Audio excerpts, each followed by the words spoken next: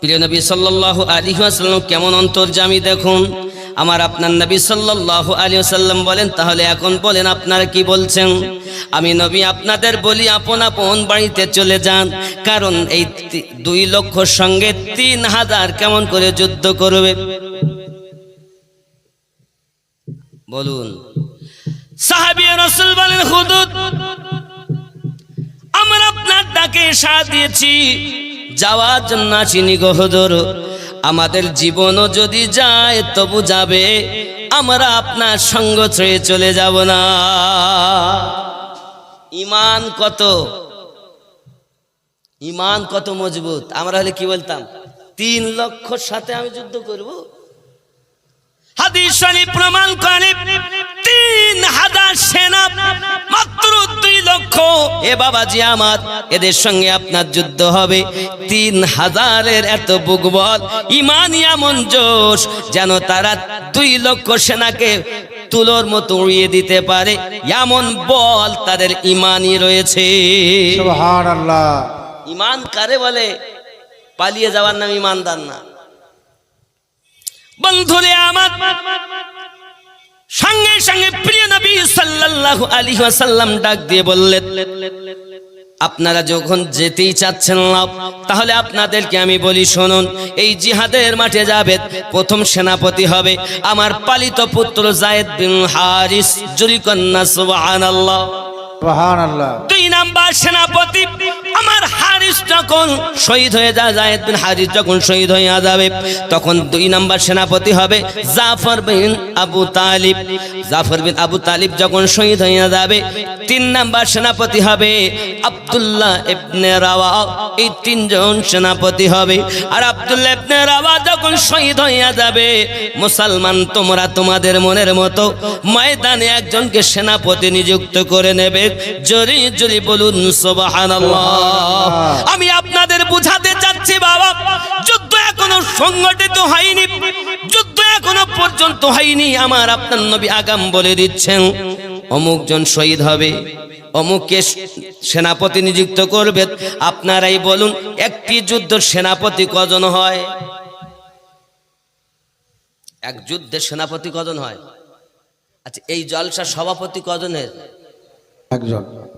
একজনই না? তাহলে যুদ্ধের সেনাপতি কজন হবে? একজন হবে। কিন্তু রাসূল করিম বলছেন,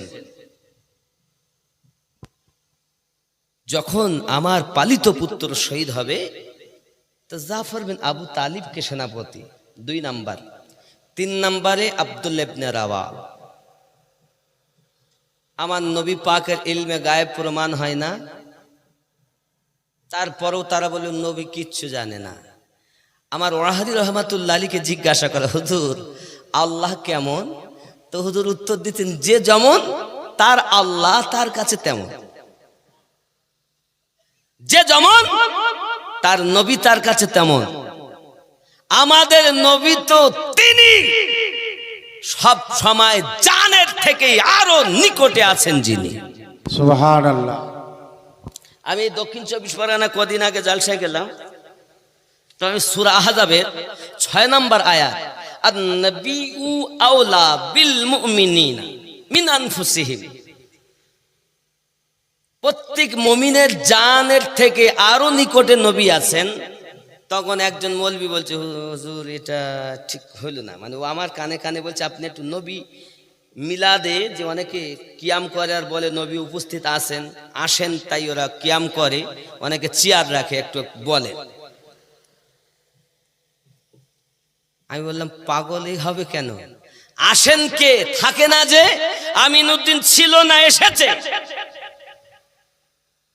আর নবী পাক তো সব সময় আসেন, তিনি তো যান না। কারণ আমি যে আয়াত বলছি, আয়াতটা আপনি দেখবেন, এর মানে তাফসিরে মাজহারি খুলবেন, ইমাম সানাউল্লাহ পানিপতি রহমাতুল্লাহ আলী লিখেছেন। তাফসিরে আদ-দুররে মানসুর খুলবেন, হযরতে ইমাম জালালউদ্দিন সিউতি হুজুর লিখেছেন, যিনি আমার নবীকে 75 বারেরও বেশি দিদার করেছেন। সুবহানাল্লাহ। আওলার 3টি মানে, আওলার তিনটি মানে, কয়টি?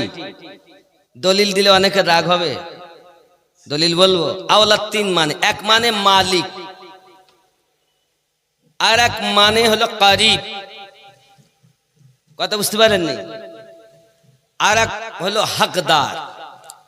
এখন কারিব তাহলে খুব নিকটে, কিসের? নাফসের থেকে নিকটে, জানের থেকে নিকটে আল্লাহর হাবিব সাল্লাল্লাহু আলাইহি সাল্লাম আছেন। বাবা আমার তাফসিরে মাযহারির মধ্যে আপনার লিখিত আছে, ইমাম সানাউল্লাহ পানিপতি রাহমাতুল্লাহ তিনটি মানে আওলাদ দিয়েছে। এখন নবীকে নিকটে মানবে কারা? আন-নাবিয়্যু আওলা বিল মুমিনিনা, মুমিনের জানের থেকে আরো নিকটে। মুনাফিকের নিকটে তো থাকে না, কাফেরের নিকটে তো থাকে না, তাহলে মুমিন যারা নিকটে মানে এই মানুষ। আবার নামাজ পড়ছে আর বলছে আসসালামু আলাইকা আইয়ুহান নাবিয়্যু, এই নবীর উপরে দরুদ ও সালাম। আর নামাজ থেকে বাইরে এসেই বলতেছে আমি হলাম সোনাতলায়, নবী হলেন মদিনায়। আরে কি পাগল! দলিল আমি বেশি দিব না, থাক, দলিল দিব না, দলিল যাব না, ঘটনা বলি, জোরে কোন সুবহানাল্লাহ। সুবহানাল্লাহ। কিন্তু আমি একটাই কথা বলি, নামাজে বলেছেন এই নবীর উপরে দরুদ সালাম, তাহলে নবী নিকটে, কত নিকটে? জানের থেকে আরো নিকটে, জোরে বলুন। তারাই হলো মুমিন। আর এটাই খুলে দেওয়ার জন্য বলা হয় পরিষ্কার করে মাসলাকে আলা হাজারাত, জোরে বলুন সুবহানাল্লাহ। কি বুঝছেন না? কিন্তু কিছু এমন আছে খুব বড়, এমন খুদ্দি কথায় কাফের, কিছু মাসলা হলো কাফের। এই শ্রেণীর মানুষ থেকে দূরে থাকতে হবে। সরকারে আলা হযরত কুফরি ফতোয়া দিলেন, তার আগে কয়বার তার কাছে মানুষ পাঠিয়েছেন, তারপরেও সে যখন না মেনেছে তারপরেই তো কুফরি ফতোয়া দিয়েছেন। আর তুমি স্টেজে উঠেই কিছু হলো আর না কাফের, এদের থেকে সাবধান থাকতে হবে। কথা বুঝতে পারেননি? আরে সাধারণ মানুষ কিছু বোঝে না, সে কাফের হইতে যাবে কেন? ওর জ্ঞানে যেমন মৌলবি বুঝিয়েছে তেমন বুঝেছে, ওর কাছে ওটাই ঠিক। কিন্তু আপনি যদি পারেন তাকে বুকে ধরে আল্লাহ আল্লাহ রসুল ওলি আল্লাহর প্রেম ঢুকান না, আপনি তা পারেন না, ছিনিয়ে ফেলে দিচ্ছেন। আল্লাহ যেন বুঝ শক্তি দান করে, জোরে বলি আমিন আমিন। দরুদ শরীফ আল্লাহুম্মা সাইয়্যিদিনা মাওলানা ওয়া আলা আলি সাইয়্যিদিনা মা। প্রিয় নবী, নূর নবী, সিলদা নবী, অদৃশ্যের সংবাদদাতা পয়গম্বর নবী আমার বলে 3 নাম্বার সেনাপতি আব্দুল্লাহ ইবনে রাওয়া হবে। যান, আপনারা চলে যান, আপন আপন বাড়িতে যাইয়া বিদায় নিয়ে আসুন। হযরতে যায়েদ বিন হারিস বলেন, হুজুর আমার আব্বাও আপনি, আমার মাও নিকটে, আমার তো যাওয়ার কোনো প্রয়োজন নাই। আব্দুল্লাহ ইবনে আপনার জাফর বিন আবু তালিব চলেছে। হে বাবাজি, আমার সোজা সপ্তাহ ব্যবসা থেকে আমার নবী পাকের কাছে এসে হাজির হয়ে গেছে। বাড়িতে গেছেন যখন বাচ্চাগুলো আপনাকে দেখে বড় আনন্দিত মনে আগিয়ে চলে এসেছেন। আব্বু এসেছেন, আব্বা আমার, বিবি আপনার রান্না বান্না সারতেছেন, জলদি করে রান্না বাড়া করে স্বামী আসতে এসেছেন। বাবা হঠাৎ করে আপনাকে না বলতেছেন, হযরতে জাফর বিন আবু তালিব, বিবি গো বিবি, আল্লাহর হাবিব সাল্লাল্লাহু আলাইহি ওয়াসাল্লাম যুদ্ধের জন্য আমাকে বলেছেন 2 নাম্বার সেনাপতি, এবং আমার জন্য নবী পাক বলেছেন আমি নাকি শহীদ হয়ে যাব। বিবি বলেন, স্বামী গো, এতদিন পরে আপনি বাড়ি এসেছেন। বাচ্চাগুলো আগিয়ে যায়, আব্বুজি আব্বুজি, আপনি আমাদের জন্য কি পোশাক কিনে এনেছেন, আমাদের জন্য কি খাবার নিয়ে এসেছেন? আমার বাচ্চাগুলোকে জাফর বিন আবু তালিব বুকে চেপে ধরি, বলে বাবা রে, চিন্তা নেই বাবা, আমি তোমাদের কাছে এসেছি, আমি তোমাদের মাঝে এসেছি, আর তোমাদের দেখভাল তোমাদের মা করবে। বাবা, তোমাদের দায়িত্ব তোমার মায়ের কাছে আমি দিয়ে চলে যাই। বিবি আমাকে বিদায় দাও, বিদায় দাও, আমি জিহাদের মাঠে চলে যাব। বিবি হাত তুলে বলতে চাই, স্বামী গো, নবী যখন আপনাকে শহীদ বলেছেন, আমি আল্লাহ পাকের কাছে দোয়া করি যেন আমার স্বামী শহীদ না হয়ে যায়।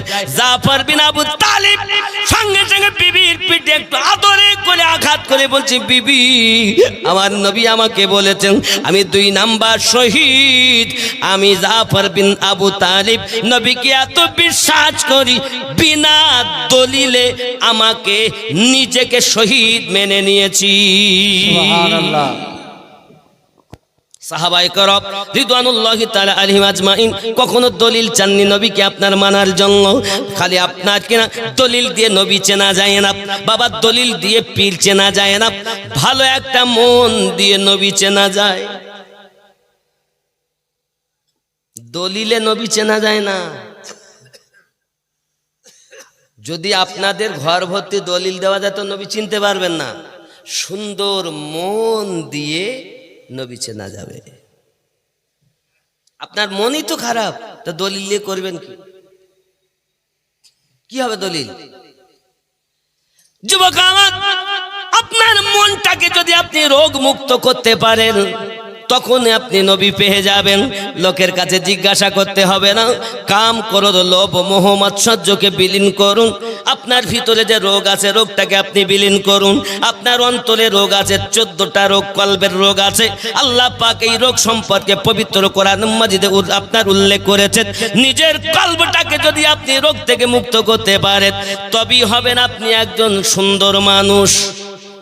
আব্বাজি হযরত আব্দুল জাফর বিন আবু তালিব বিবিকে আপনার বলছেন আমি আমাকে নিজেকে শহীদ মেনে নিয়েছি, বিদায় দাও বিবি, জান্নাতের শীতে তোমার সঙ্গে আমার দেখা হবে।